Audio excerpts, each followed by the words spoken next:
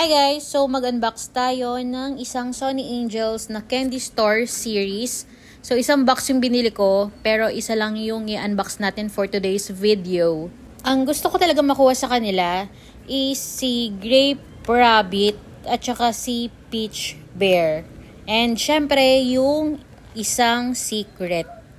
So, i-unbox na natin guys kasi I'm so excited dito sa series na to dahil meron na siyang keychain. At saka masasabit mo na talaga siya sa bag mo, sa wallet, and sa phone mo. Ginawa ko pala tong phone charm. So, ito na nga. Nakuha ko si Grape Rabbit and I'm so happy kasi nakuha ko yung gusto ko. Para sa akin, ito yung pinakamagandang series ng Sony Angels.